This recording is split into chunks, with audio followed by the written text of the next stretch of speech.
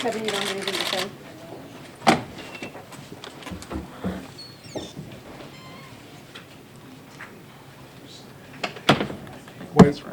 Wait. So we sure right here, I'll show you. Okay. You guys can't weight balance? Come on. Okay. Anytime. Your reaction? About what I expected. No huge reaction. We knew that he was going to be sentenced to a stiff prison term, and as you heard my comments, we maintain his innocence, and we believe the case will be reversed, and he'll be entitled to a new trial. You called him a victim. Can you explain your rationale? His wife was murdered by Sabrina Zunick. He had no participation in the conspiracy or anything else. What would that make him?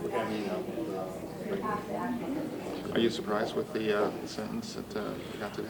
No, I mean, the sentencing guidelines have mandatory prison time. He's been convicted of that crime. So it was either going to be 20 years, 30 years, or life without possibility of parole.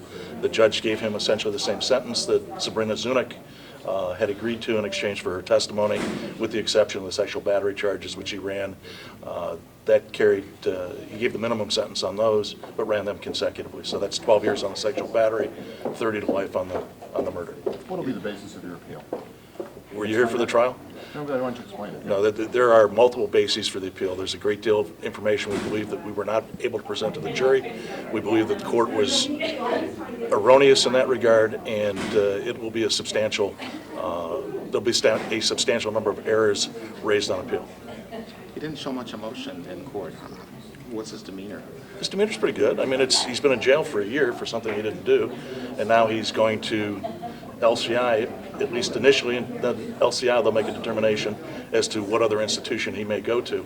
So, you know, for a guy that's looking at getting on a bus and going to prison, he's doing okay. How confident are you he's going to win on appeal? I'm very confident. Why? Why are you? Why? Because there was a substantial amount of information that we were not permitted to put in our defense of Mr. Knoefel. There was information that the judge didn't believe was relevant. The judge didn't believe that Sabrina Zunick's mental health was relevant to the conspiracy, and therefore he prohibited us from putting on any psychological or psychiatric testimony. And it got a little emotional in there with the judge. I mean, Well, the judge and I, you know, good judge. He has a personality, I have a personality.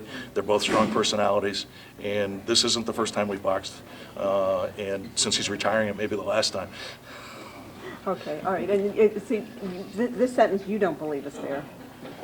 I'm not taking issue with the fairness of the sentence. I'm taking issue with the fairness of the trial and the conviction. That's where my appeal is going to lie. He got middle of the road sentence that was run consecutively. I think even had he run them concurrently, he still would be looking at 30 years in prison.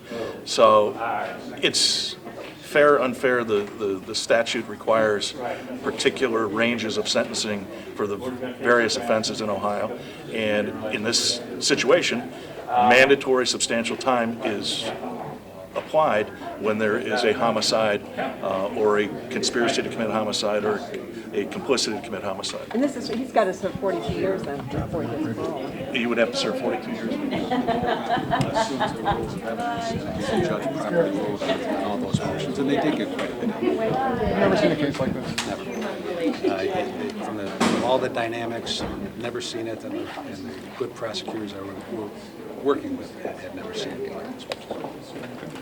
Once again, we just got to hear your reaction to the judge's sentence. Well, it was less than we recommended. However, we're satisfied that the likelihood that he's ever going to get out is slim and none by the terms of the sentence.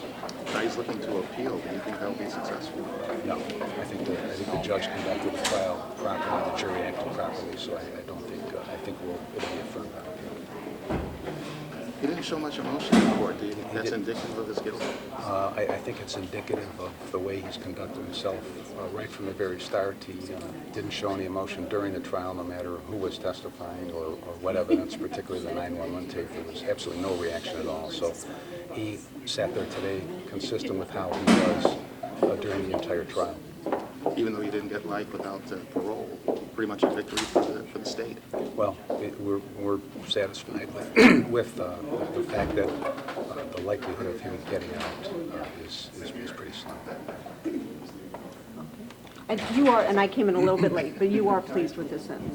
Yeah, we're pleased from the standpoint that it's a good long stretch. He's 44 years old, so he's not going to see the light of day until at least he's 86 years old. So from that standpoint, we're pleased, yes. Okay, thank you. And can I get the spelling of your last name? O''D', capital D-O-N-N-E-L-L. Yes. O''D', D-O-N-N-E-L-L. First name? John. John, Assistant County Prosecutor? Yes. Okay, thank you very much, John. Peggy, I'll say the same.